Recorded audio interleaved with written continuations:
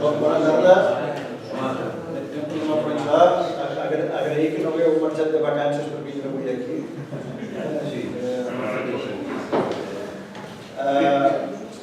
Bé, avui tenim amb nosaltres el Josep Calvet. El Josep Calvet ja ha vingut a tantes ocasions aquí a Tàrrega per parlar, amb motiu de la presentació del llibre El poble català posat a caminar sobre la marxa de la llibertat. El Josep Calvet és doctor en història, és especialista en el franquisme, especialment en els primers anys del franquisme, però també en aquesta etapa de postfranquisme, però els treballs que ha realitzat i que l'han portat, diguem, més a coneixement de tots, estan sobre les taxes d'evasió i tots els refugiats jueus que arriben a Catalunya. Ell ha fet aquest estudi, ha publicat diferents llibres sobre aquest aspecte i, de fet, la xarxa que s'ha creat de perseguits i salvats, la ruta turística que impulsa la Diputació de Lleida, és fruit del seu treball d'investigació i de la seva tesi doctoral. I dins d'aquest cicle que aquest any fem d'història i cultures jueves, hem volgut mostrar també la història recent dels jueus, la història recent vinculada al nostre país, doncs també hi fossi present.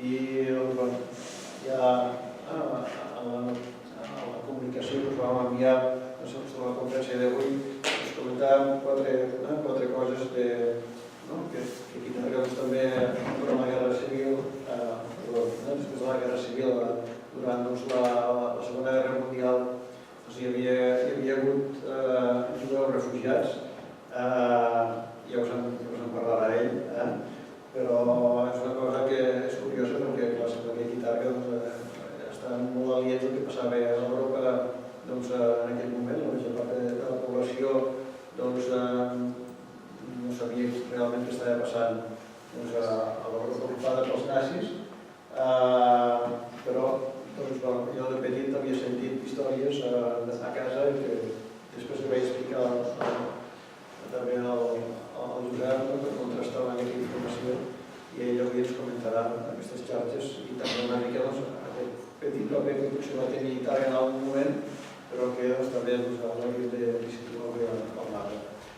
I bé, gràcies per ser aquí i endavant. Moltes gràcies. Bé, bona tarda a totes i a tots. Gràcies, Oriol, i encantat d'estar avui aquí a Tàrrega per parlar d'aquest tema en el marc d'aquest cicle de conferències que avui està mirant i que enhorabona per l'organització per tenir també ponents de primer nivell en diferents àmbits de recerca.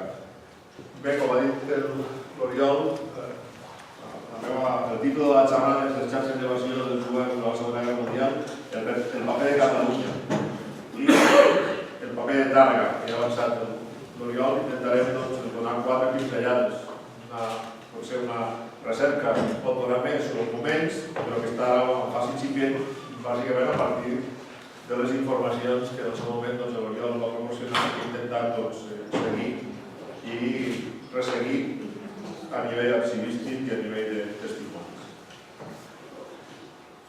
Una mica com a comentar, el que us vull parlar són quatre temes fonamentals, explicar per què, com i per on aquests pocs milers de jueus que van aconseguir fugir de l'Europa a mans dels nazis, fugir de l'Holocaust, com és prou conegut, 2 de cada 3 dels jueus que vivien a Europa abans, l'any 39, van morir com el que es coneix com l'Holocaust, aquests 2 de cada 3, i uns poquíssims van aconseguir fugir de l'Europa en mans dels nazis cap als països aparentment neutrals a la Segona Guerra Mundial.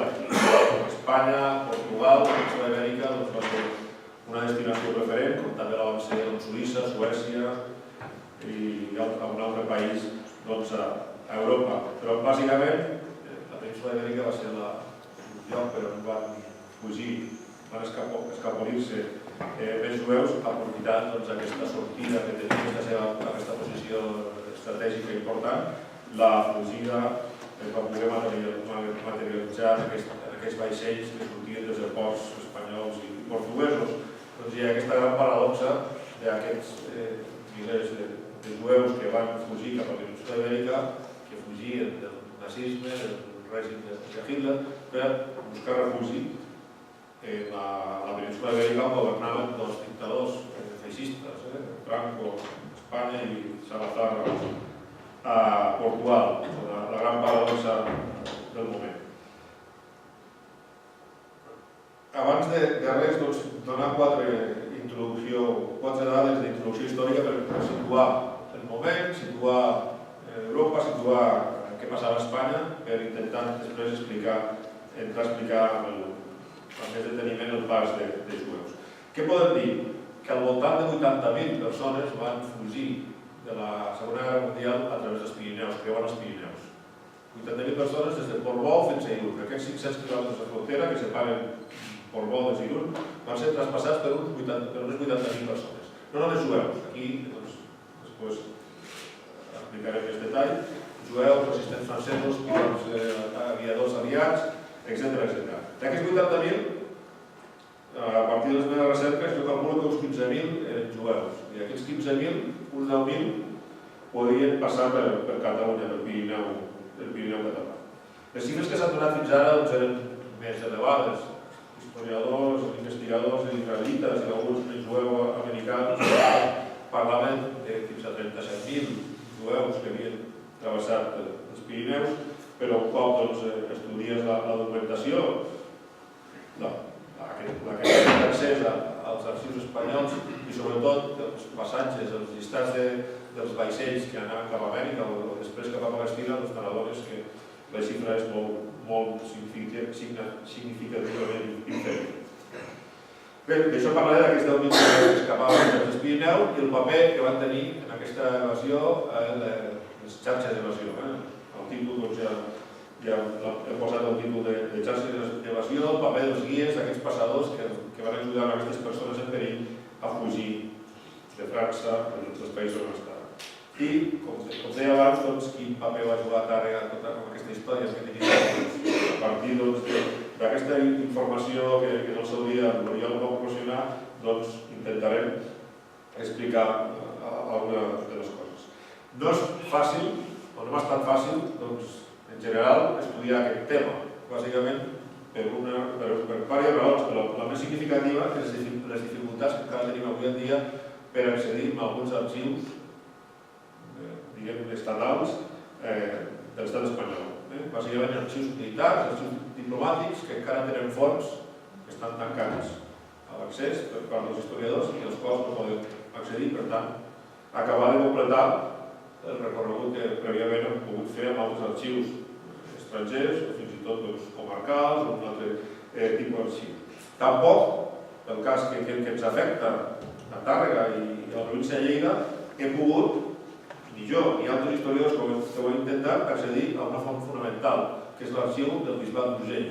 El Bisbat d'Urgell, el bisbe era com príncep d'Andorra, i per tant, després us veuré la relació que hi ha.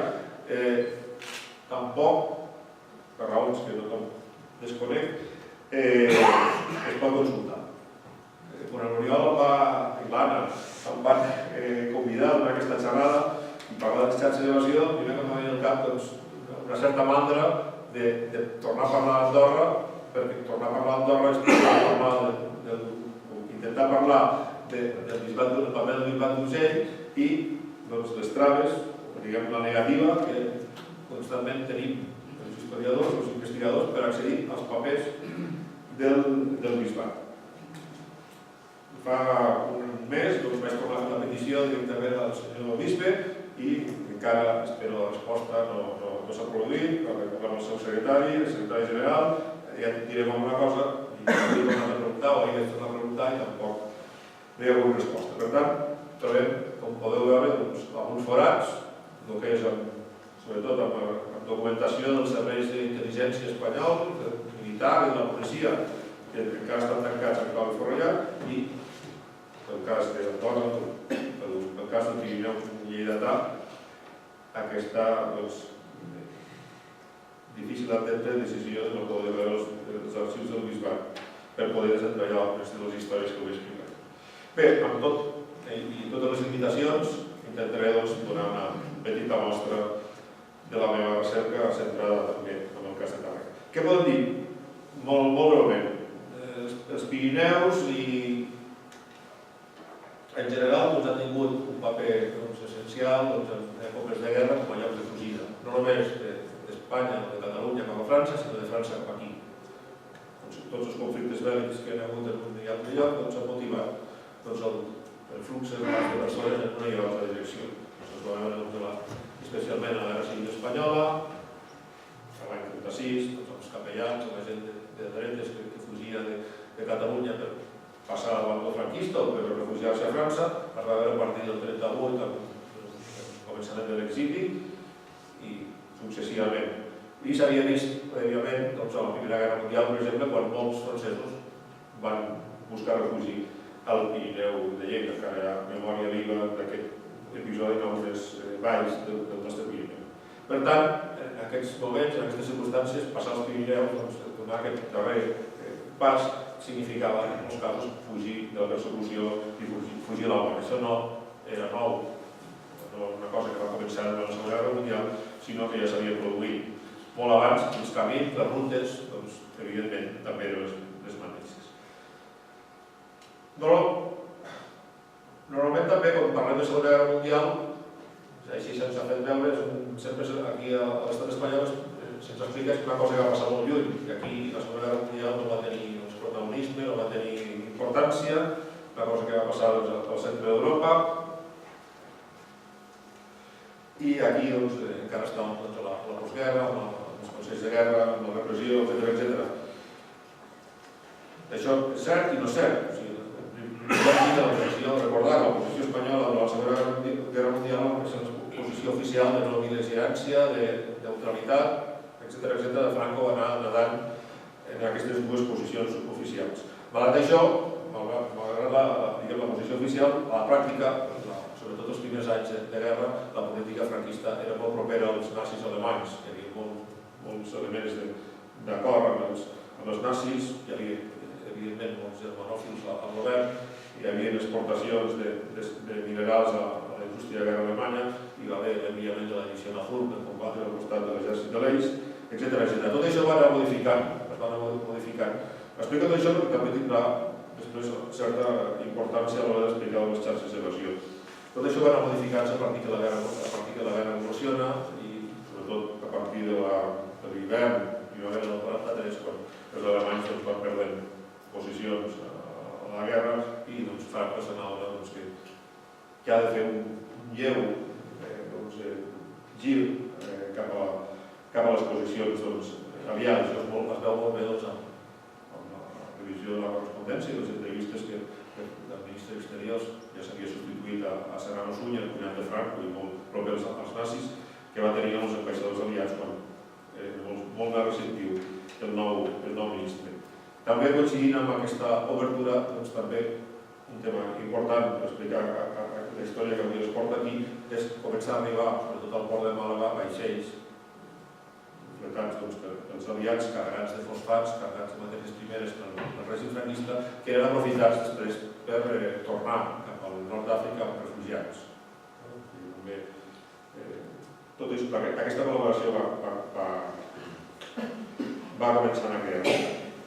Per tant, malgrat que s'ha mantingut que la Segona Guerra Mundial no s'ha lluit d'Espanya i lluit dels Pirineus, podem dir que això no és veritat, als Pirineus, la península Ibèrica, es va lliurar una altra batalla, va ser la batalla de l'espionatge, la batalla de l'evasió, dels serveis d'intel·ligència que es van posicionar en una i altra situació, uns per intentar fer passar el major número de persones cap a Espanya i altres per evitar, sobretot, els membres de la Gestapo i les forces d'ocupació alemanyes a França.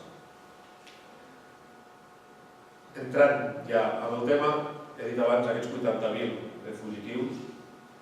Qui eren aquests 80.000 fugitius? No tots eren jueus.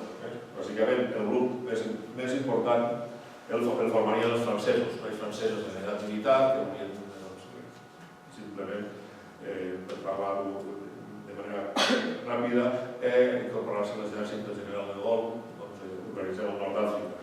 Junt del 40, el general de Gaulle, abans que París caigués en mans alemanyes, ja va una crida a través de la BBC de Londres per implorar als nois en edat militar a que creuessin el país i anessin al nord d'Àfrica per lluitar amb l'exèrcit. El segon grup amb importància serien els jueus que fugien de la persecució, no fugien per motius de guerra, sinó la persecució que ja s'havia iniciat primer a Alemanya l'any 33, posteriorment a Àustria el 38, la part de Txecoslovàquia que va ser ocupada i a partir de l'inici de la Guerra Mundial a tots els països que havien ocupat l'exèrcit alemany. Hi havia també polítics dels països aliats, polítics de països que van quedar ocupats pels nazis, que pretenien simplement arribar-se a Gibraltar, de Gibraltar tornar a anar a Anglaterra, i ells van constituir diversos governs, el polonès, el holandès, el belga, etc. Hi havia militars desmobilitzats, soldats polonesos, soldats francesos, que quan van arribar els alemanys també van decidir continuar la lluita des del nord d'Àfrica o des d'Anglaterra. Hi havia també, el tercer grup per importància, aviadors aliats. Aviadors, pilots d'aviació que havien estat derribats de les seves aeronaus al front de batalla i que la resistència francesa s'encarregava de portar fins als Pirineus perquè poguessin tornar a Anglaterra i poguessin tornar a lluitar. L'aviació va ser molt important en la Segona Guerra Mundial, va haver una evolució importantíssima dels aeronaus, de la tecnologia, però els pilots eren molt buscats, faltaven pilots.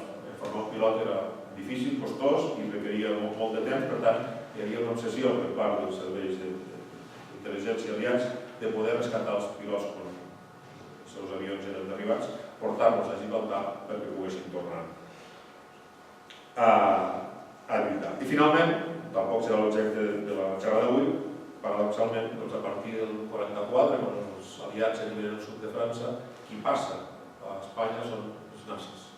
Soldats nazis, aduaners nazis d'alguna significació que busquen la protecció de Franco.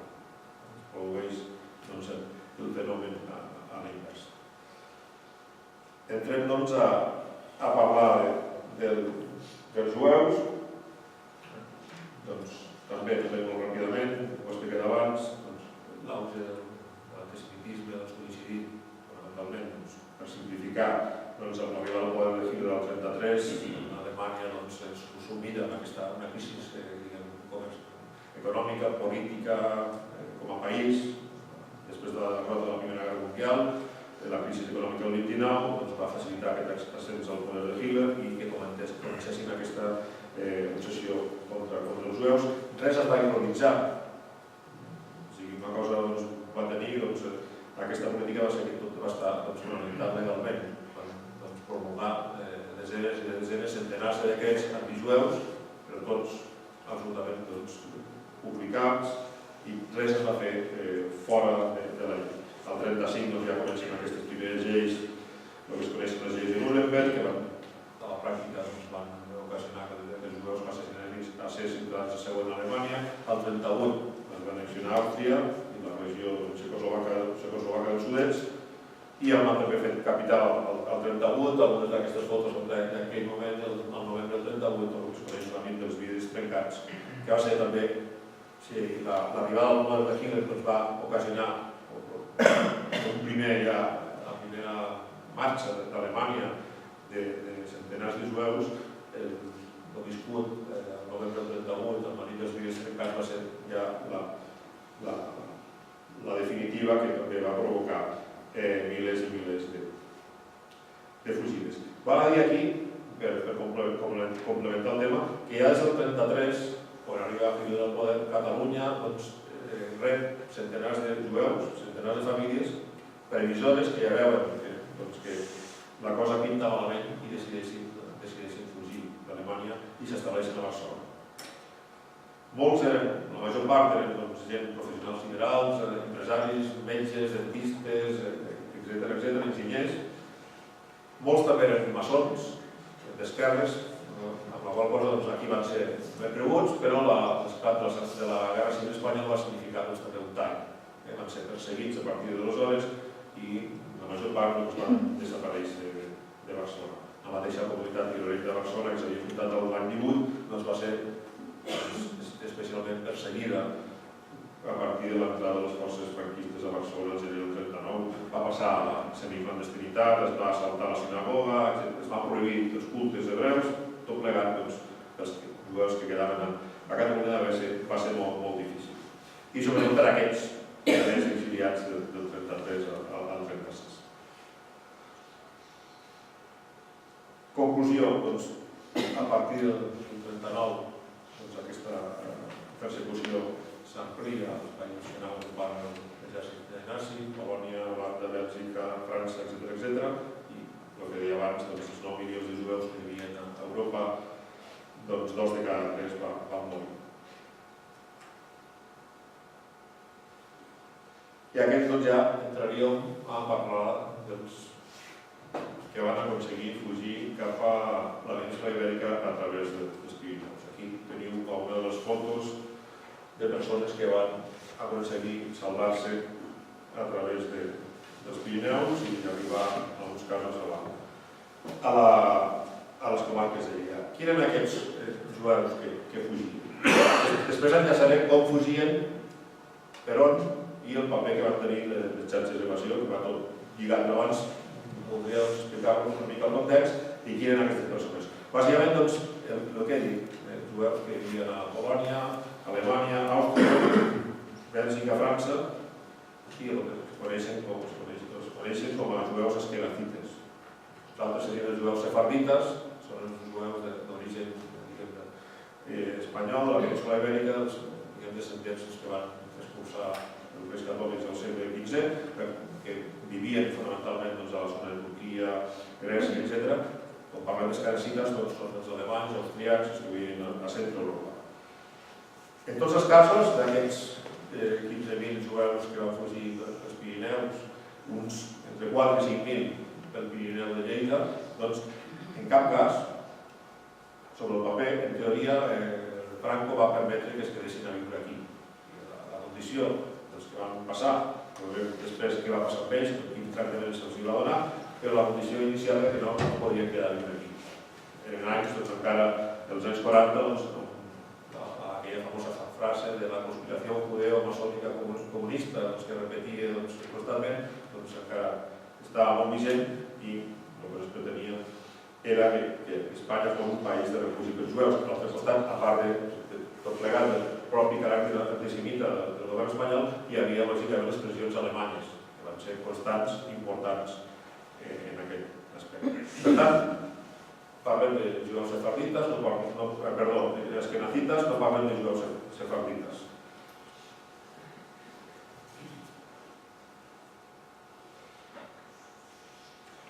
Hi ha tres etapes de fugida, d'arribada d'aquestes persones. Entre 1939 i 1940, serien les entrades legals, que arribaven als Pirineus, a les aduanes, amb el visat, amb el passaport, i no tenien cap problema per creuar la península Ibèrica, anar a Portugal o anar a Bilbao o a Vigo, on sortien els vaixells de línia regular que es portaven cap a Amèrica.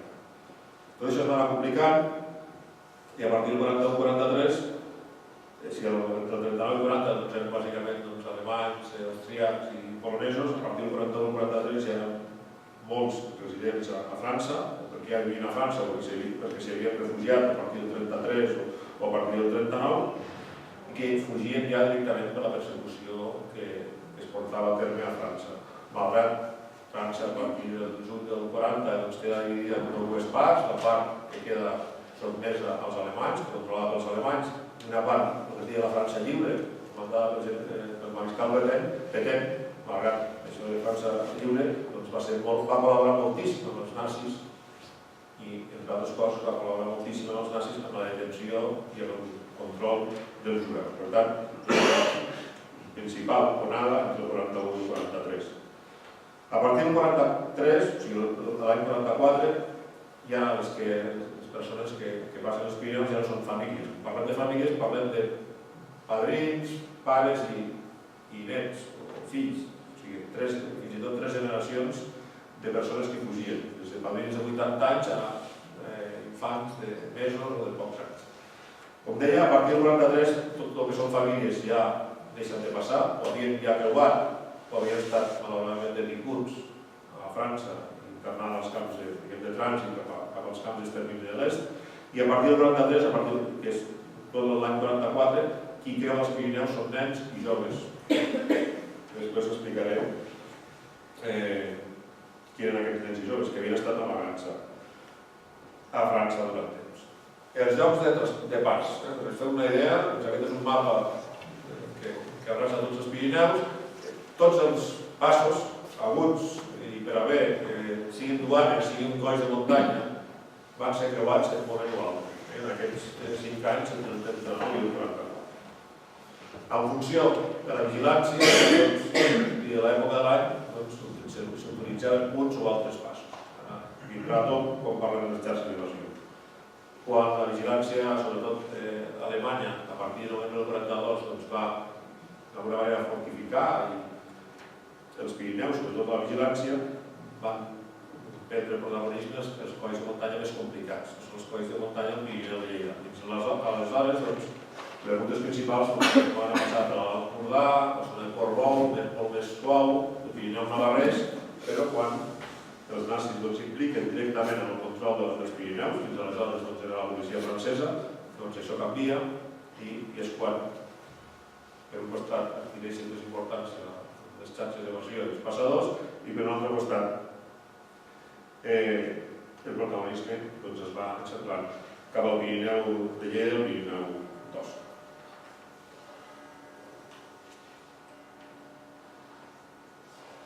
Com he dit abans, fins a mitjans del 40 a través de les aduanes, a partir del 40 fins al 1942, que és quan els nazis ocupen els Pirineus, hi ha gent que encara té documentació i pot creuar amb els papers en regla i altres ja el traspàs ha de ser clandestí. Parlant de traspàs clandestí vol dir a peu per la muntanya amb tots els condicionants que porten caminar sota el fred, el gel, la neu, la boira, etc. Aquest mapa no es veu massa bé, però seria el mapa on estan marcades les rutes d'evasió fonamentals que van utilitzar-se a Catalunya. Com a aviador, si mireu a dalt a l'estat francès, hi ha 2 punts de reunió importants, que són per un costat Tolosa de Llenguadoc i Perpinyà.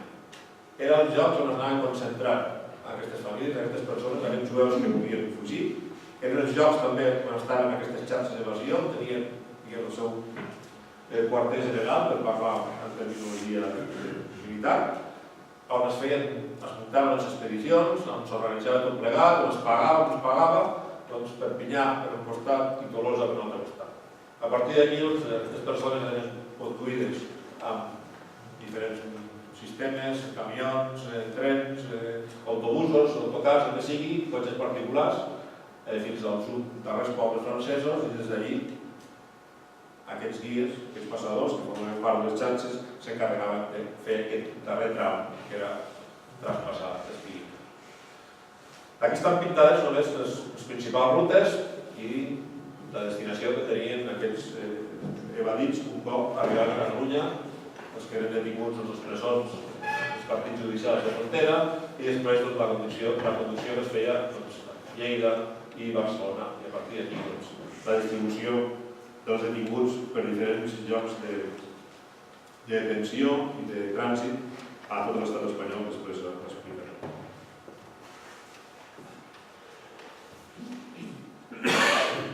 El paper de les duanes, com també ha avançat, és important fins a mitjans del 40, en el cas de les comarques de Lleida, la duana de Monterrey i la Vall d'Aran i la duana de la Farga de Moles a Andorra. Què passa?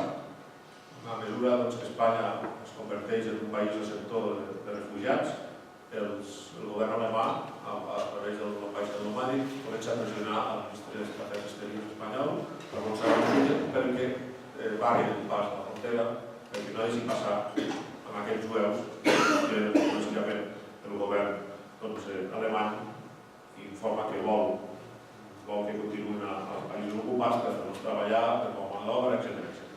I què passa aleshores? Que el Ministeri d'Afers Exteriors espanyol dona ordre a tots els consulats i a totes les ambaixades espanyoles a Europa que deixessin d'emetre visats i deixessin de segellar els passaports dels jueus que residien.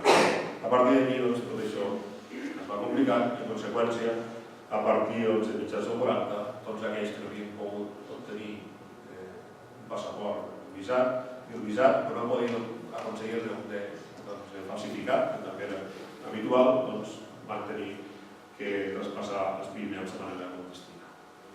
I, a través del cas del Pirineu de Lleida, el port de muntanyes, hem parlat abans de l'Empordà, que té llocs, passos de 700, 600, 800 metres, passem al Pirineu de Lleida, llocs entre 2.600, 2.700, entre 2.500 i 3.000, doncs la major part d'aquests colls de muntanya que havien de superar el que era una odissea bastant certa, la neu, el fred.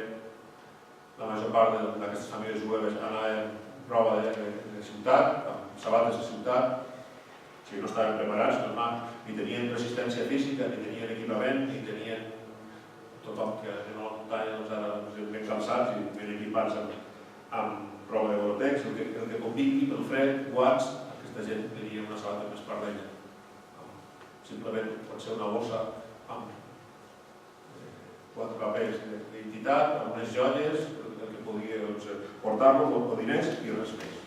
Tot el llegat de tota una vida, la major part van fugir de manera definitiva d'Europa. Per tant, va ser molt complicat. I després la vigilància. Com he dit abans, és que els nazis ocupen els Pirineus el novembre del 42 sobre els gendarmes francesos, però a partir del 42 els nazis decideixen impermeabilitzar la frontera. Com ho fan? Doncs dedicant-se a la vigilància a partir de destinar-hi un cos de caçadors alpins austriacs que anaven equipats amb esquís. Fins aleshores la policia francesa s'ho mirava a distància, però els nazis es xafen els camins, es xafen les rutes, van amb esquís, controlant totes les fugides, i també amb gossos ensinistrats per seguir el rastre de les persones. Això significa que moltíssims grups de jueus que volien fugir van veure's capturats pel gos dels nazis que van seguir el rastre, a buscar detencions tràgiques com algun grup que portaven a un nen menor que plorava i a partir dels plors del nen van captar que circulaven per allí un grup i el van detenir. Hi ha nombrosos exemples del que va significar com a fet importantíssim la incorporació dels nazis a la vigilància dels Pirineus.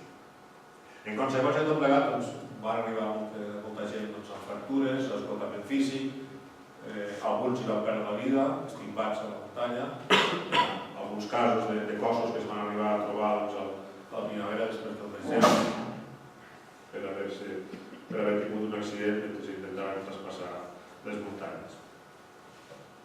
També, abans també amb el tema de les xarxes d'evasió, també entre els hàndicaps i els inconvenients que va tenir aquest fet, podem considerar l'actuació d'alguns guies que es van comportar d'una manera poc edificant, guies perillosos sense escrúpols que van robar aquestes persones indefenses buscant diners, joies, etc.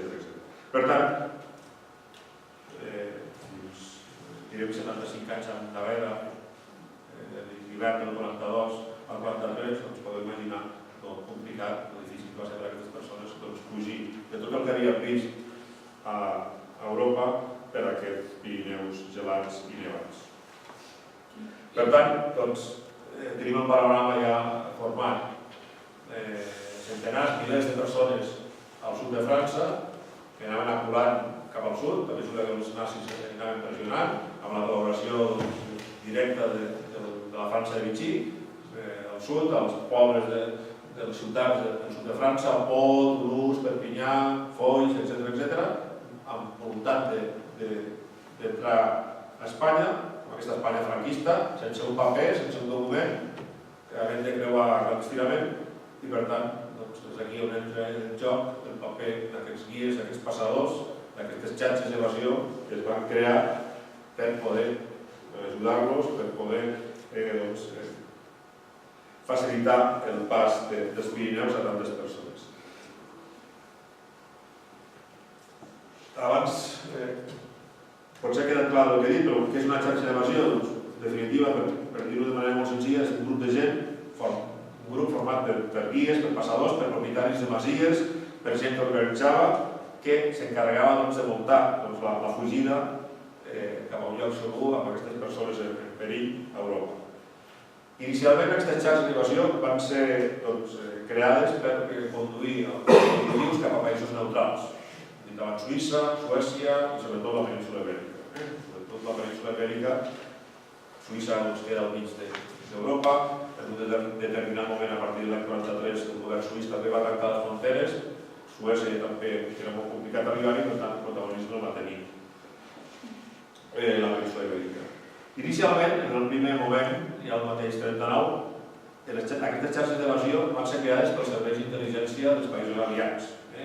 Darrere d'aquestes incipients xarxes d'evasió hi havia des de l'MI9 britànic al que és la SOE, que és el predecessor de la CIA nord-americana, etc. Els serveis secrets belgues i holandesos que volien facilitar la sortida de polítics, militars, personalitats importants dels països perquè poguessin fugir cap a Anglaterra dels seus governs a l'exili o cap als Estats Units. Darrere de tot això, inicialment, hi havia aquesta organització, per tant, una organització militaritzada, organitzada, perfectament engranada per poder passar amb èxit. A poc a poc això es va complicant i es va degenerant. I estava tot, com deia, molt ben organitzat, amb diferents esglaons. Els recorreguts des de Brussel·les fins a Lleida, un recorregut llarg, molts dies, amb diferents guies, diferents etapes, diferents llocs on dormir, per tant, calia tenir-ho tot molt complicat. Sí que cal dir que la darrera etapa, el que he dit abans, aquest pas des del darrer poble francès fins al primer poble català, el feien guies espanyols. La resta podien ser guies espanyols o no, podien anar amb autobús, podien anar amb camioneta, podien anar amb tren, però el pas a peu dels Pirineus l'acostumaven a fer guies espanyols. Després veurem qui eren aquests guies espanyols. La destinació, bàsicament, la intenció era portar-los als consulats aliats a Barcelona o, en alguns casos, també a les ambaixades aliades a Madrid. Com deia, hi havia molta gent amb aquesta xarxa d'evasió. A part dels guies, hi havia els informadors, les persones propietàries de masies on podien dormir, on podien anar a granges a França, menjar, etc.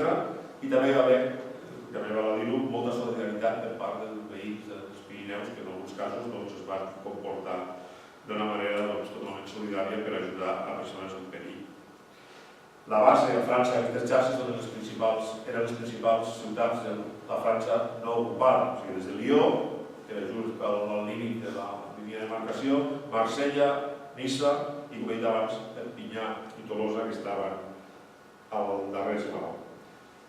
Els catalans, qui eren aquests guies, aquests passadors que van fer aquest darrer trajecte? Doncs, bàsicament, qui en formava part? Contrabandistes habituals, el que es dedicava al contrabando, que en aquell moment va decidir canviar el pas de mercaderies per el pas de persones. Exiliats espanyols, que estaven al nord, al sud de França o a Andorra. Amb aquesta col·laboració amb aquests serveis secrets aliats buscaven facilitar, promoure el triomf aliat a la Segona Guerra Mundial i confiant que el triomf aliat a la Segona Guerra Mundial repercutiria amb el derrocament del règim franquista. Com és conegut, això no va funcionar així.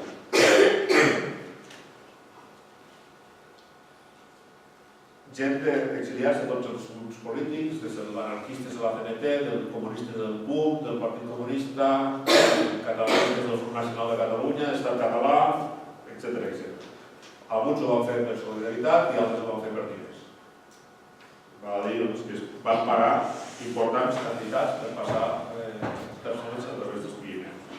De la multitud de documentació que he trobat i entrevistes que he fet i documents i testimonis d'aquestes persones, podem dir que des de 40.000 a 200.000 francs francesos de l'època, que són molts diners que van arribar a pagar, fins a $10.000 americans va pagar a una família jueva per ser portats, i es diu, deien els guies, els que encara he pogut entrevistar, que ja malauradament estan morts, que el consulat britànic de Barcelona pagava 15.000 pessetes de l'època per cada aviador que entrava per la porta del consulat, que estava situat prop de la plaça Urquinaona de Barcelona.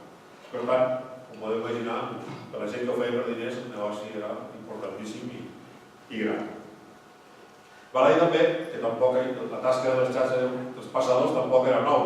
Ja hi havia hagut passadors durant la Guerra Civil Espanyola, gent que s'havia dedicat a passar a França, a Andorra, a persones que volien fugir de la persecució, passar capellans, passar a gent de dretes, fins i tot el mismíssimo escrivà de Balaguer, el fundador de l'Opus Dei, va ser una de les persones que des de Madrid va escapar a València, Barcelona, i amb l'autobús de l'Alzina Graells crec que va anar fins a prop de Peramola, i des d'allí la gent el van acompanyar fins a Andorra. O sigui, tampoc era nou aquesta tasca de passador. Hi havia gent que feia el pas en dues direccions, portava jueus, portava aviadors cap a Catalunya, i cap a Catalunya portava gent a França, famílies, dones o fills que volien veure els seus pares exiliats, o gent que es volia exiliar, etc.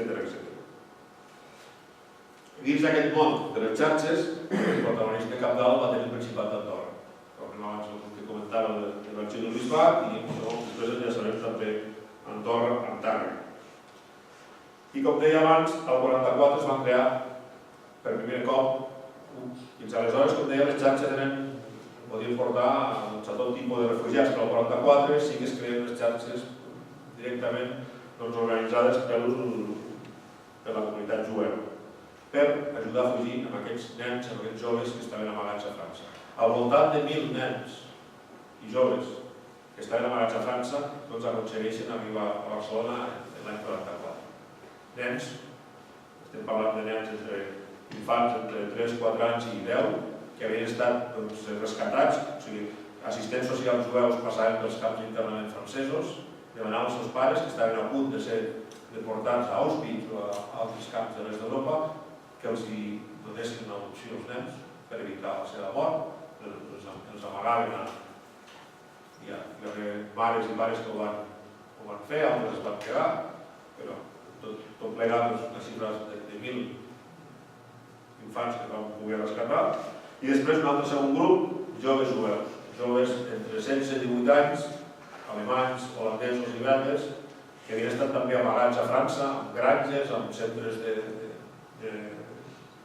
educatius, on ja s'havien format, diguem, amb tècniques agrícoles, amb reforestació, fins i tot amb la religió hebrea, i estaven, diguem, en el món sionista, que tots aquests després ja van, els nens, bona part van anar als Estats Units, però aquests joves entre 14 i 18 anys van anar tots cap a, perquè llavors era Palestina, i amb el pas del temps van ser fundadors de l'Estat d'Israel l'any 40.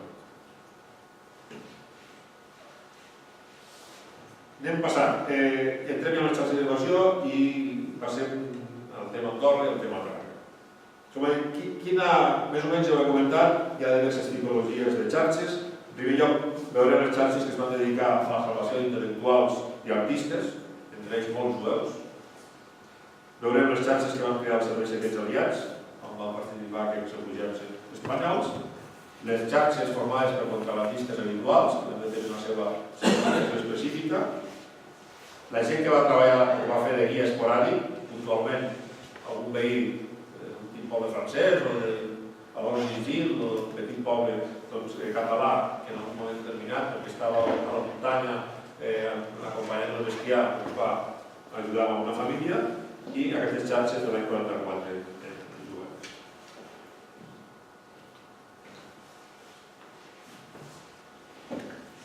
Aquestes xarxes inicials, la més incipient, és la que es va crear a Marsella entre el 40 i el 42 i va facilitar, entre altres coses, la fugida d'uns 2.000 jueus, entre ells bona part de la intel·lectualitat alemanya i austriaca, que a partir del 33-34 havia fugit dels seus països i s'havia refugiat a la zona de Niça, Marsella. La va crear aquest periodista nord-americà que es diu Varian Free, i entre els molts artistes i intel·lectuals que va aconseguir passar cap a Espanya, doncs es troba el pintor Marc Chagall, l'escultor Max Ernst, l'escriptor Franz Werfel i el filòsof i escriptor Walter Benjamin. Benjamin va utilitzar una branca d'aquesta xarxa que no es feia cap a Portbou, va arribar a Portbou al setembre de l'any 40 i va morir a Portbou, a l'Estat de França de Portbou, aquell 26 de setembre d'aquell any, en circumstàncies poc clares. Aquesta va ser la primera xarxa que no era específicament de jueus, però que va portar a molts jueus, que es va organitzar a l'entorn de la Costa Blava, Niça, la zona de Marsella, etc. El recorregut era el mateix: Niça, Marsella, Perpinyà, Tolosa, en aquest cas bàsicament Perpinyà, i des d'allí els petits pobles del voltant, Banyuls, Amelí, Molló, etc. Aquesta seria la primera xarxa important. Dins de les xarxes integrades per exiliats espanyols, trobaríem les més potents van ser integrades per anarquistes. Foren les més actives, en aquest cas al voltant d'aquest senyor, Francisco Ponzán, que era un anarquista aragonès que va establir a la zona de Tolosa. En total es calcula, perquè això està estudiat, perquè aquest senyor va deixar uns quaderns amb anotacions de les persones que van acompanyar, van ajudar a llegir unes 3.000 persones, entre elles militars, però també jueus. Què té de particular? La major part d'aquests guies que integraven el seu company eren gent del territori, nascut als Pirineus, bons caminadors, acostumats a caminar llargues hores, que a part de persones que portaven documentació, intentar reconstruir la CNT a Catalunya i per tant van tenir un paper capdalt. A part de documentació per reconstruir la CNT, també és important dir que aquestes xarxes portaven documents pels aliats. Quins documents? Des de plànols de fortificacions de l'exèrcit alemany a Europa, etc. Informació clau perquè els aliats després poguessin bombardejar. Portaven persones, però també portaven documentació. Què té de particular aquestes xarxes? Doncs bàsicament, com va passar el que va ser la història de la CNT de la postguerra, que hi van haver infiltrats molts confidents a la policia. Aquí tenim el senyor que teniu a la dreta, va ser un dels principals confidents. Aquest senyor, anomenat Eliseu Melis, que era un dirigent de la CNT, de la branca del tèxtil, amenaçat pels serveis d'informació de l'exèrcit espanyol, va començar a col·laborar amb la policia, també amb el cap de superior de policia de Barcelona, i la manera de funcionar era la següent. A canvi de fer-li la vista grossa i pogués portar aviadors o jueus a Barcelona, atès que també portava documents sobre la CNT, sobre la reconstrucció de la CNT a Barcelona, abans d'entregar aquestes persones passava per la comissaria de policia de la Via Laietana, entregava els documents, els fotografiaven i després ells feien la seva vida normal. Tot això va permetre detenir a successives cèl·lules anarquistes als anys 40 a Barcelona, fins que es va descobrir que aquest senyor era un confident i els seus propis companys el van rendir comptes amb ell i el van matar l'any 47. Hi va haver una primera intentativa de liquidar-lo, crec que és l'any 44, on van participar el Quico Sabater, el Cala Cremada, que no va fructificar, però l'any 47 sí que van venir per ell i el van matar. El mateix Ponzán, que era aquest senyor que va organitzar aquesta xarxa, va ser detingut de la Gestapo a Tolosa l'any 44 i també fou afusellat. Posteriorment, ja mort, acabada la Segona Guerra Mundial, va ser condecorat pels aliats americans i britànics per la seva tasca. Les xarxes amb les quals van participar gent del Front Nacional i de l'Estat català. Bàsicament van ajudar a passar a aviadors i a jueus. Van col·laborar específicament amb els britànics i tenien també una xarxa de guies important. Entre aquests guies, aquestes persones que van col·laborar amb el Front Nacional i l'Estat Català, hi ha un senyor també d'aquí de la comarca d'Urgell, el Jaume Ros Serra, fill d'Amunt, va néixer d'Amunt l'any 18. Aquest era un militant d'Estat Català que va col·laborar en aquest moment amb les xarxes del Front Nacional de Catalunya. Un informe dels serveis d'intel·ligència espanyol, que es deia la segunda secció BIS de la Capitania General de la Quarta Regió Militar, datada al setembre del 92, informa dona compte que la policia francesa havia detingut prop de Cervera de la Vaneta al senyor Jaume Ros i un altre guia intentaven passar cap a Espanya 31 jueus. Van ser detinguts aquests 31 jueus i va ser detingut també el Jaume Ros. Després aquest senyor es va establir a Andorra i també es va dedicar a constància que va passar també a alguns grups des d'Andorra cap a Catalunya. Tot això ho va explicar perquè ja és mort, en un llibre de memòries que es diu La decepció de la memòria 1939-1995, que després també parla de Tàrrega.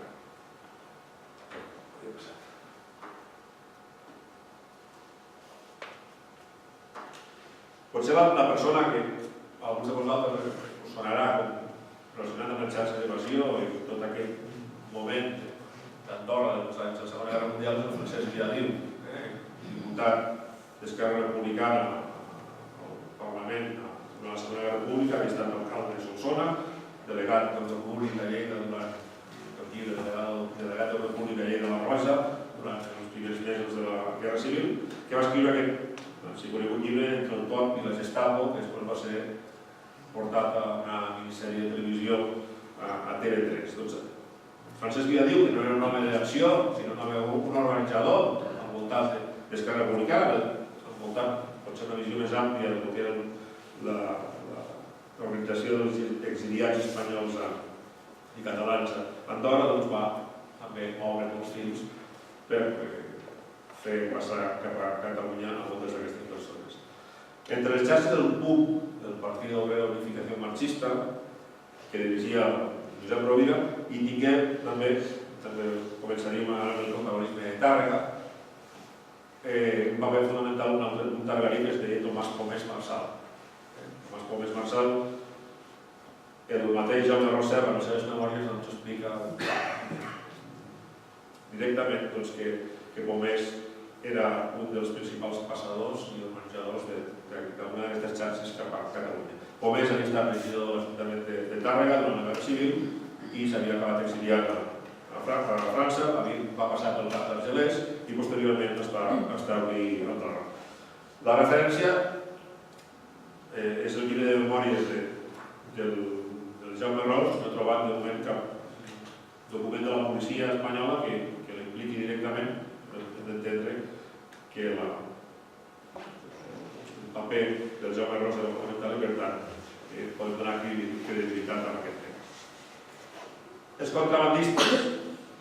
Aquí entraríem en un món ja més complicat i amb molts matisos que intentaré explicar. Eren gent que, com ja abans, es dedicava al contraband, a passar llana, a passar tabac, a passar sal, a passar el que convingués. Vivien entre la frontera de França i Catalunya i en aquests casos van aprofitar també el moment per dedicar-se al pas de persones. Acostumaven, sobretot a Perpinyà, a Toulouse no queia tant, però sobretot a Perpinyà,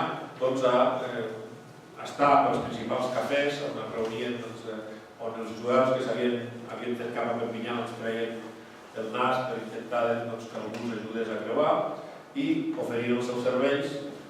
En alguns casos, alguns sí que estaven vinculats a xarxes d'evasió, però altres, com van veure un negoci, van intentar treballar per lliure. Estaven en aquests bars, en aquests cafès, oferint els seus serveis per poder ajudar a aquestes famílies o a aquestes persones.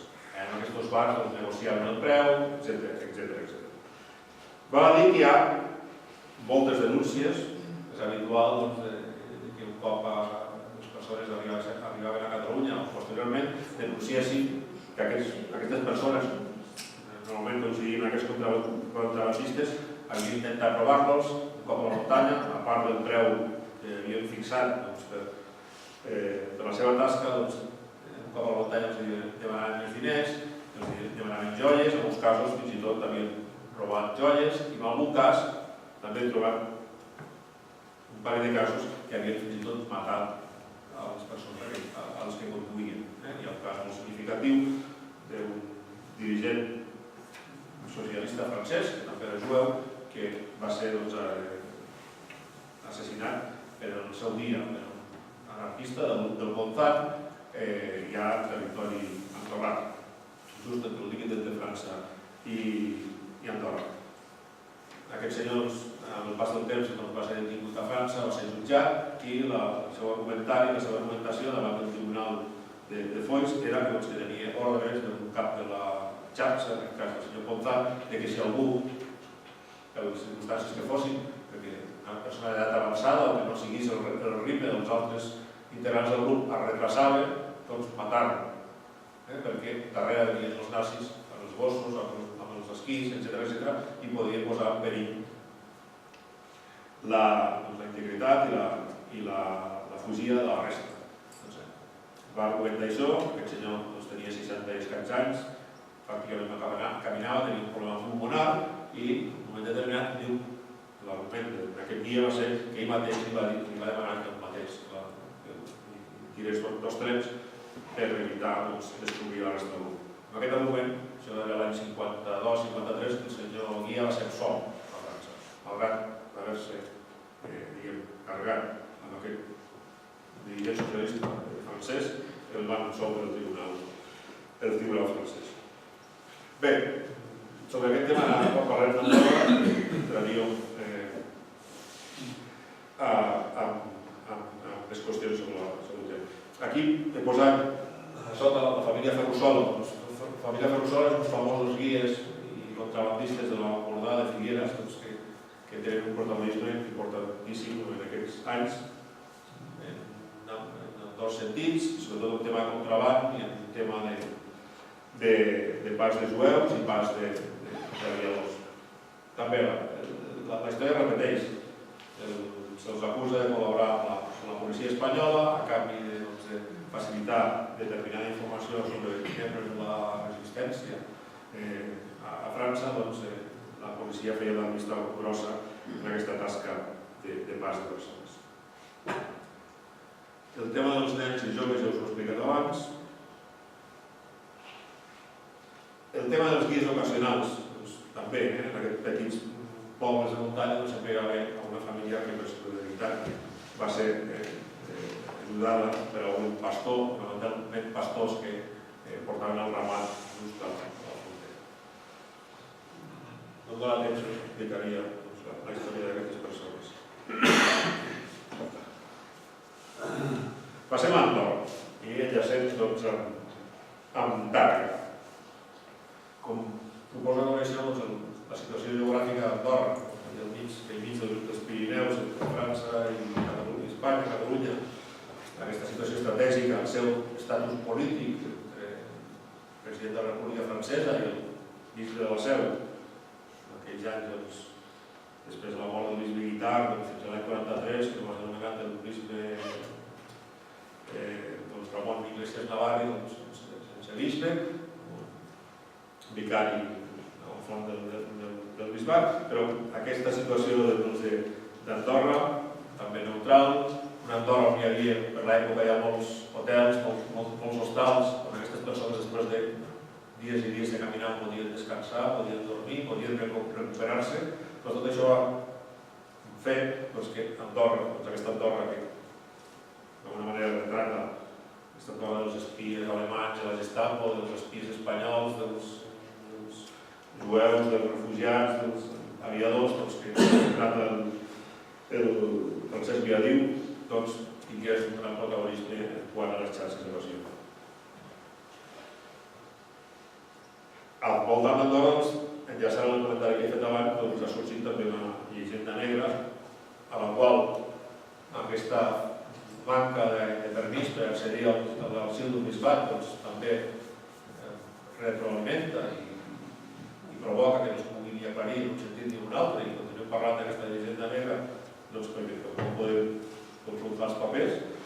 una llegenda negra dels guies andorrans que van robar, assassinar els jueus que conduïen a Espanya. Fins i tot s'ha parlat en algun reportatge de camions replets de jueus que abans d'arribar a la frontera andorrana eren obligats a baixar del camió i eren afusellats allí mateix pels guies, que els enterraven, els robaven tot el que portaven, fins i tot la dentadura, etc. Unes històries que van sortir a partir d'un reportatge a la revista Reporter. No sé si algú recorda la revista Reporter, que va ser una antecessora d'Interviu, que es va dedicar a publicar algun reportatge sensacionalista, i aquest periodista d'investigació, l'Eliseu Bayo, que després va estar casada amb la famosa feminista Lídia Falcón. El seu marit va publicar aquest reportatge Matanza de judíos en la frontera espanyola, intentant portar aquest tema a la llum pública.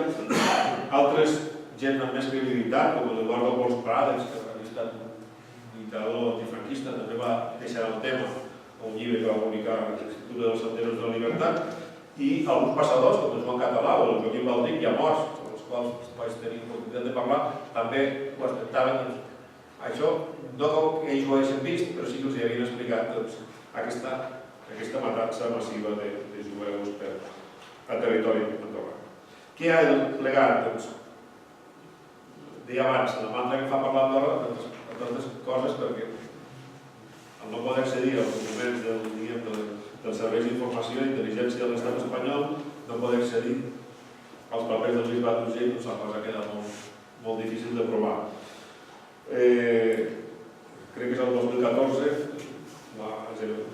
l'escriptora alemanya, catalana-alemanya, Rosa Sala, i el periodista de La Vanguardia, Plàcid García Planas, van publicar un llibre que es titula El marquès de l'esvàstica, on intentaven, el llibre de dues potes, una primera història, aconsegueixen demostrar la figura del periodista espanyol establert a França, ja no ve el nom del periodista, en vindrà que va ser parladora amb els nazis, i la segona part del llibre intentaven demostrar aquesta història de l'assassinat de jueus a la frontera d'Andorra. Val a dir que la investigació van recórrer molts arxius, sobretot arxius estrangers, no van trobar cap indici, ni cap document, ni cap testimoni que pogués també corroborar aquesta història. Per la meva part, us he comentat el cas d'aquest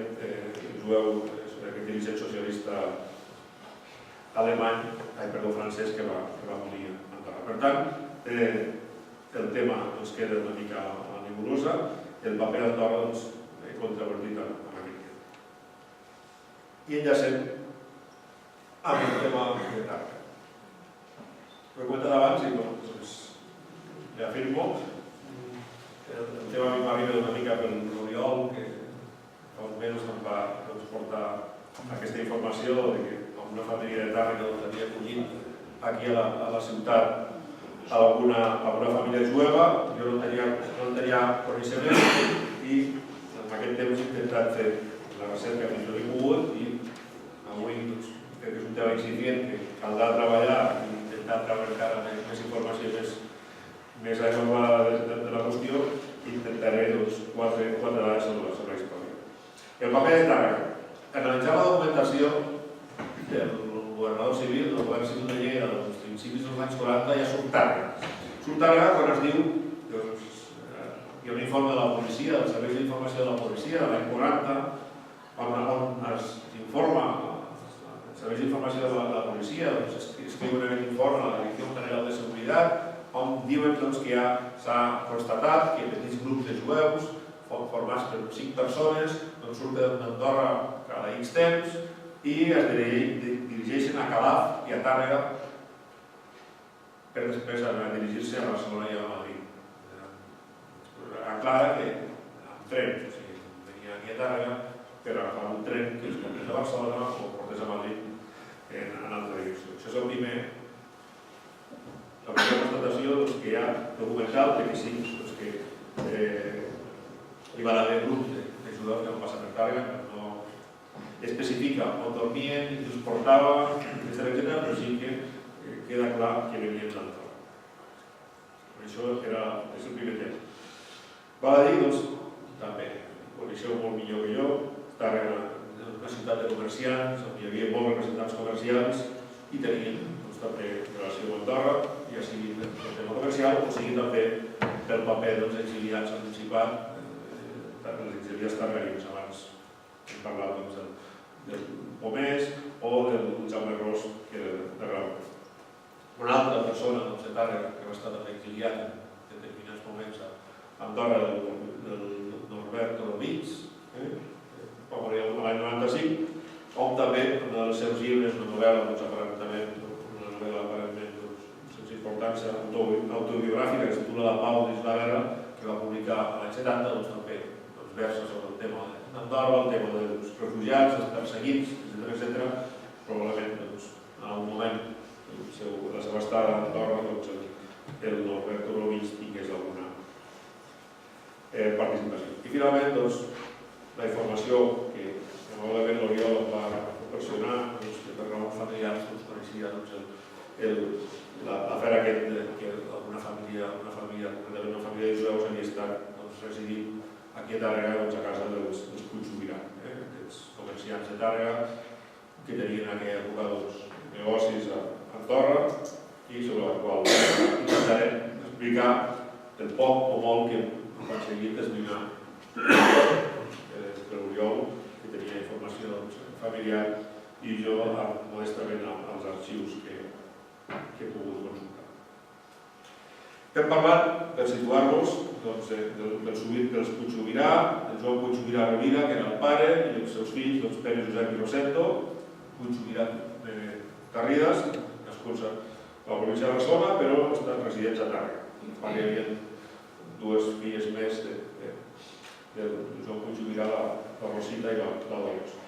Els Puigsobirà, això suposo que és prou conegut aquí, tenien a Tàrrega aquesta botiga colonials i drogues, coneguda popularment com Cal Puigsobirà, que tenia dues entrades pel carrer Ardeu i pel carrer Sant Pelegrí. La documentació tant surt una adreça com l'altra.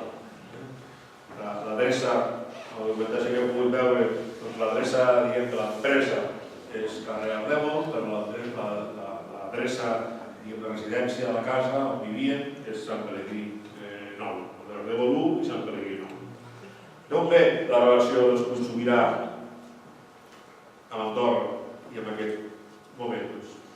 També, a partir de la documentació, constatar que el Joan Puigsobirà pare havia treballat ja als anys, no sé si als anys 20 o abans a la hidroelèctrica FASA, quan estava muntant el que centrals d'Andorra, portava materials, portava obrers en camions, per tant aquí hi ha el primer contacte amb Andorra. Els Puigsobirà havien tingut ja crec que l'any 36 o 37 un petit hotel, gestionant un petit hotel a Saragossa, que van vendre, no sé que no funcionava, i van comprar, no sé si el 37, no recordo la data, uns terrenys a Andorra per construir un altre hotel. A part de negocis que tenien a Tàrrega, van comprar aquests terrenys, crec recordar, en plena guerra civil. Durant els anys 40, els Puigsobirà es van dedicar, segons la documentació disponible i consultable als arxius del govern civil de Lleida, bàsicament a temes relacionats amb l'extraperlo, no diria contract, però bàsicament extraperlo. Ja es dona compte de diverses detencions, multes, etc., per comerciar, per transportar productes racionals, oli, llana, etc. En diversos moments d'aquells anys tenen aquesta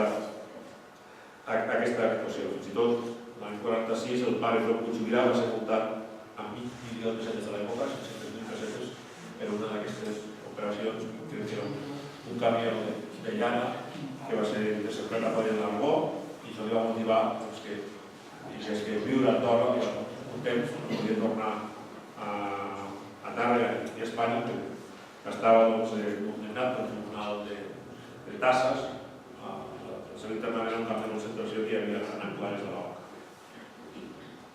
A part d'això, que contextualitza el paper dels Puigsobirà Puigsobirà, la seva relació amb Andorra, doncs hi ha altres històries.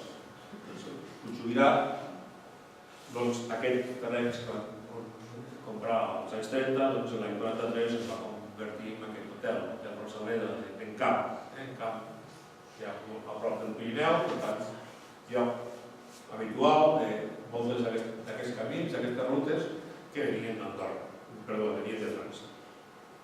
Allí, curiosament, l'hotel es va inaugurar el 43, va treballar de manobre el Norbert Orobitg.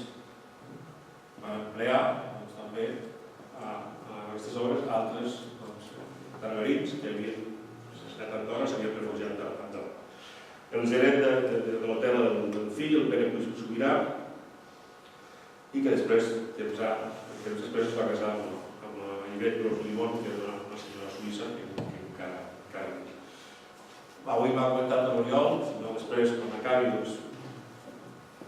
que l'Oriol també es faci 5 cèntims de la informació que pugui disposar, que una de les germanes que encara viu recorda especialment que algunes visites, per sorpresa d'alemanys, la Gestapo o altres membres de la policia alemanya que estaven a Andorra, que hi havia cert trají per intentar amagar alguns hospedats a l'hotel, etc., amb la qual cosa hem de suposar que per allí passaven alguns d'aquests refugiats. No podem tampoc certificar el 100% que fossin jueus, però que hi havia refugiats és evident. Val a dir que de moment no he trobat encara cap document ni amb arxius de la policia espanyola ni amb arxius d'organitzacions jueves que provi aquesta relació dels Puigsobirà o l'Hotel Rosaleda amb el pas de jueus. Ara acabo d'explicar la història i veureu que sí que hi ha indicis suficients. L'Oriol em va facilitar la informació de l'Au, que recordava la seva familiar, que durant un temps, unes setmanes, no sap si setmanes o dies, una família jueva, els àlbums són Pòlac, recordava molt bé per memòria familiar, havien passat una temporada aquí a Tàrrega on havien arribat procedents d'Andorra. Posteriorment van marxar. Què més? Quins més indicis tenim? Val a dir que els Puigsobirà estaven molt ben relacionats, malgrat aquestes activitats que he comentat abans, molt ben relacionats amb les famílies andorranes de l'època, amb els poderoses famílies andorranes i també famílies de l'Alt Urgell. Fins i tot en aquesta ocasió en què va ser interceptat un camió que havien, no sé si era propietat seu o havien llogat, amb aquests quilos de llana a Coll de Nargó i va iniciar tot aquest procediment per multar-los, alguns andorrans i gent al voltant que vivien a la Seu d'Urgell van sortir com a avaladors dels Puigsobirà. Un cas evident, que més signa algun d'aquests informes avaladors dels Puigsobirà, és el senyor Joan Fornesa Puigdemassa. Fornesa era un polític conservador de l'Alt Urgell, nascut a Tuixén, un empresari vinculat a l'explotació forestal, a les arts gràfiques, a la banca Fornesa, que després va ser absorbida per el Banco Espanyol de Crédito. Aquest Fornesa, que té relació familiar amb altres Forneses que hi ha hagut en el món de les finances i el món de l'empresa a Catalunya, va sortir com a avalador dels Puigsobirà. El mateix Fornesa que la policia espanyola també en un moment determinat, als anys 40, implica com a instigador, com a principal dirigent d'una d'aquestes xarxes d'evasió que conduïa a Catalunya. D'alguna manera tot enllaça, falta trobar els documents, però les persones amb les que es movien els Puigsobirà i tot plegat fa més amb el testimoni de l'Oriol d'aquesta família d'Aronson Pòlac que va passar per Tàrrega. Podríem tenir el quadre que com a mínim aquesta família va ser acollida aquí a Tàrrega abans que marxés cap a Barcelona o cap a Madrid per emigrar a un tercer país. Aquest seria l'estat de la recerca actualment. Com he dit abans, que és un tema incipient, haurem d'intentar recabar més informació amb els arxius i sobretot seguir la trajectòria d'aquesta família dels Aronson Pollack, a través abans de l'Oriol. Els guards encara es poden consultar els passatges, els llistats de passatgers dels vaixells que van sortir d'Espanya i de Portugal en direcció a Palestina o en direcció als Estats Units, per veure en quin moment els Aronson Pollack van abandonar l'estat d'Espanya. Doncs aquesta seria la tasca de xarxa d'evasió amb la conducció d'aquestes persones a partir fonamentalment de l'any 42, on la cosa es complica, les evasions han de ser clandestines. Quin tractament rebien aquestes persones? Aronson Pollack va arribar a Tàrrega de manera clandestina, suposem que van marxar de Tàrrega també de manera clandestina i no va passar-los res, però la major part dels jueus eren automàticament detinguts per la policia, per la Guàrdia Civil, per l'exèrcit, que patrullaven tots els camins haguts i per haver del Pirineu i del Gros Pirineu. Els anys 40 es va viure a l'estat espanyol una postguerra que militaritzada, militars, les guàrdies civils i les policies estan a tot arreu. Sobretot, Franco era molt conscient del perill de l'ordre públic que havia de venir del nord i va concentrar totes les forces als Pirineus. Ara és el contrari, però en aquell moment els efectes de la Segona Guerra Mundial eren imprevisibles. Per tant, tret del període del 39 i 40, aquestes persones portaven el passaport utilitzat, podien passar tranquil·lament, a partir de l'any 40 la cosa va complicar. Hi ha també un fet significatiu que abans volia explicar en el cas del Walter Benjamin, i explicaré ara, és que a partir de l'any 40, per pressions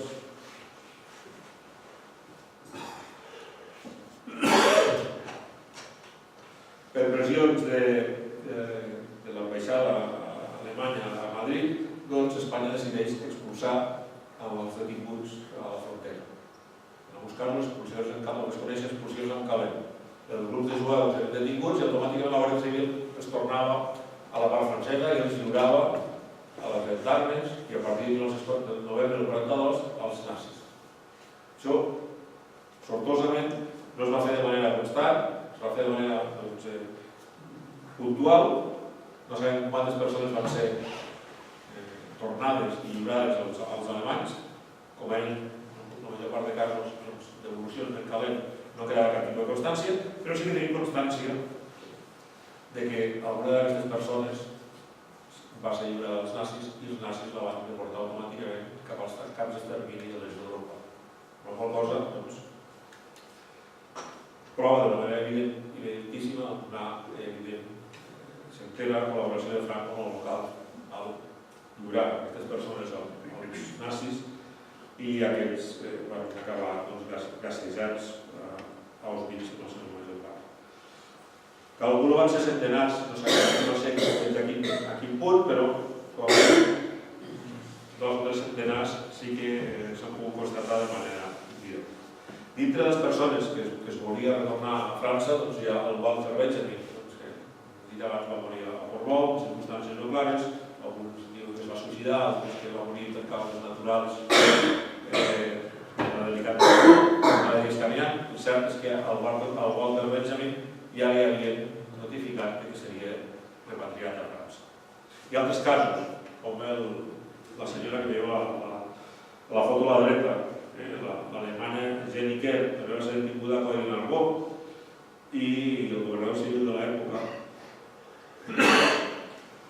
José Antonio Cremades Rollo, va decidir que fos tornada a França. Això estem parlant ja del desembre de l'any 42. Tornava a França per ser jueu. El simple fet de ser jueu, el governador civil de l'època va decidir que la tornessin a França.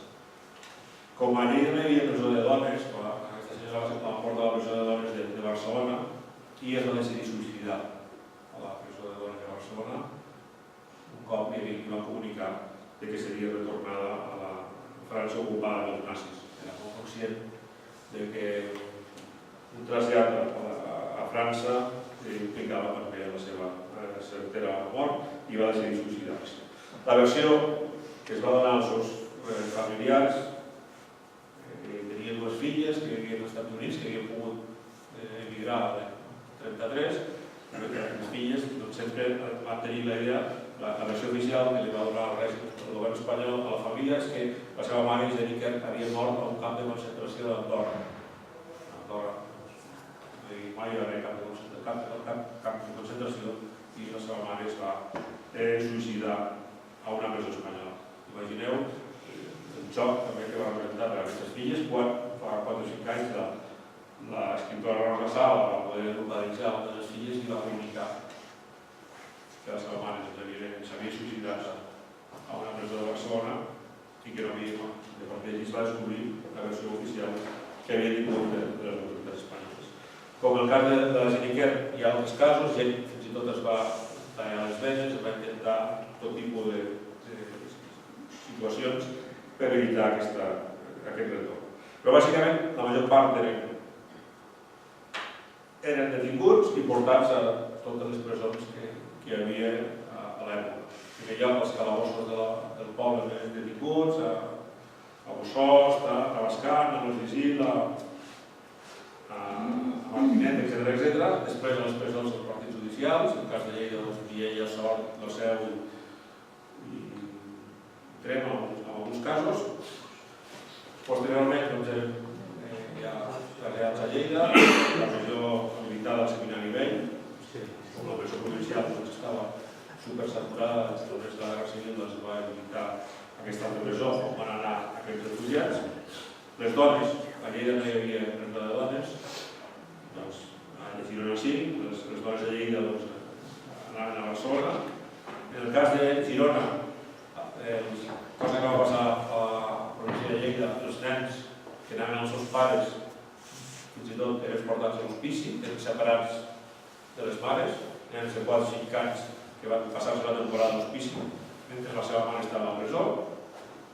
I bàsicament, qui realment interessava al govern espanyol eren els nois jueus, en el cas dels jueus també, que tenien edat militar de 18 i 40 anys, que eren considerats d'edat militar i per tant havien d'estar empresonats en un camp de concentració militar. Aquí va cobrar un protagonisme també important, poc conegut, Cervera. Cervera ja tenia un camp de concentració a l'acabament de la Guerra Civil. Aquest camp de concentració, que inicialment estava en un magatzem de ciment al costat de l'estació del ferrocarril i que després es va ubicar a l'edifici de la universitat, també va rebre alguns jueus que havien estat detinguts a les comarques de Girona i que eren conduïts, traslladats a aquest camp de concentració que hi havia a Miranda d'Ebro, a la província de Burgos, que era l'últim camp de concentració com a tal que havia continuat després de la Guerra Civil. Cervera va tenir protagonisme durant aquests mesos, sobretot del 40 i el 41, com a lloc de pas d'aquests refugiats. Com deia abans, i acabo amb la història, Franco va tenir molt clar que aquestes persones no es podien quedar aquí, que havien de marxar, que havien de buscar un país que els acollís, però això no era fàcil. Calia visats d'entrada als respectius països. Els Estats Units, malgrat tot, era reàcid a atorgar visats, encara els efectes de la crisi econòmica del 29, aquest proteccionisme econòmic que hi havia, hi havia problemes per rebre a refugiats.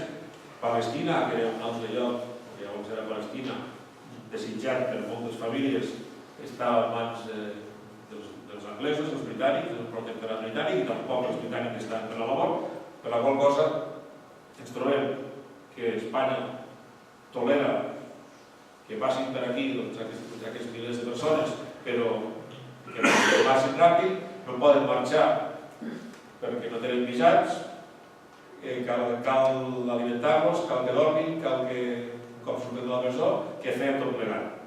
Complicat. Els consulats i les ambaixades els tenien recursos limitats, sobretot en el cas dels jueus. Inicialment l'ambaixada polaca, l'ambaixada belga i l'ambaixada holandesa es van començar a fer càrrec.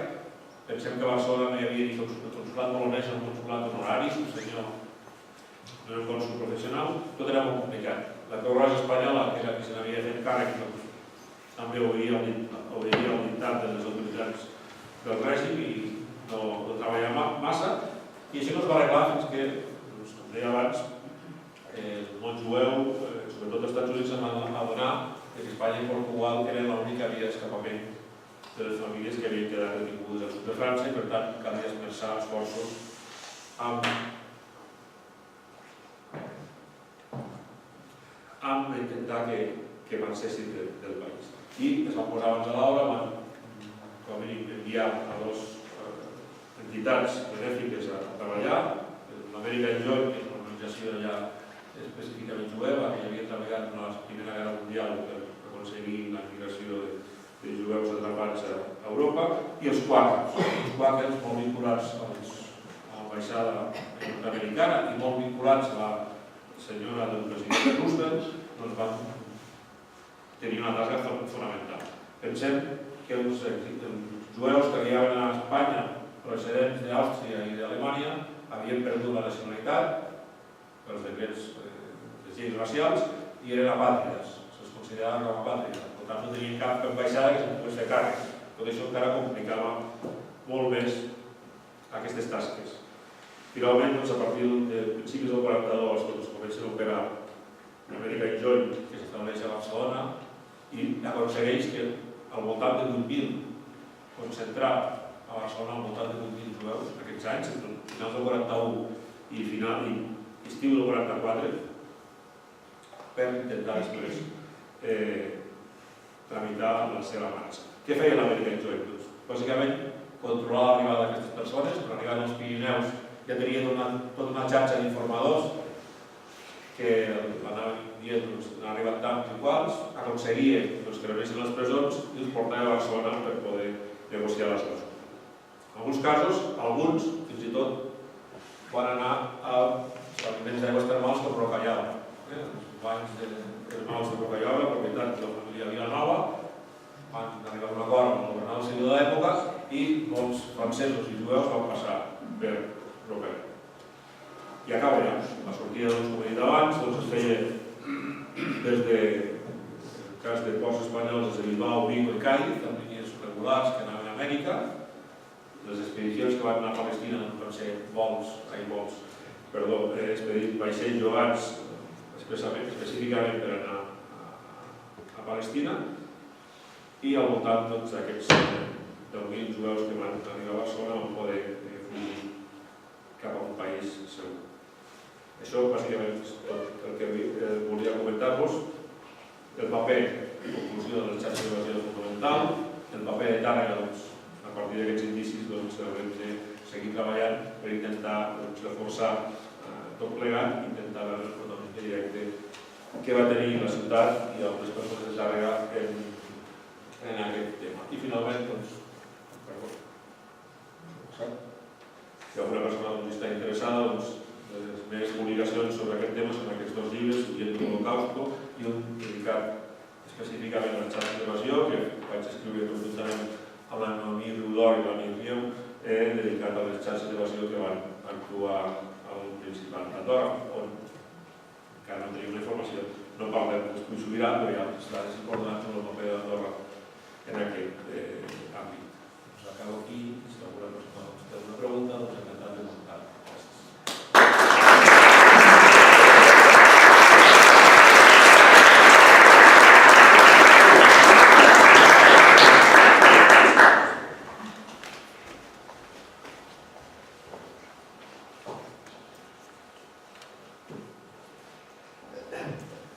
Oriol, no sé si tens alguna cosa més a afegir. Jo comentar que el meu pare sempre m'havia explicat la història. Ell vivia amb la família Puigsobirà, no era de Tàrrega, però havia d'aquí després de la guerra, i es va posar a treballar al Puigsobirà i a viure amb els Puigsobirà, que eren cosins seus, i durant un temps va conviure amb la família Ronson Polac, i m'explicava vivint en aquesta família que no sé quina havia van agafar, perquè allò els pares ens expliquen històries i dius, hosti, ara que veies, hosti, ara li preguntaria més coses. Però el cas és que és curiós, perquè aquesta casa té la possibilitat que encara queda la façana al carrer Ardèvol, almenys aquesta família que sabia. I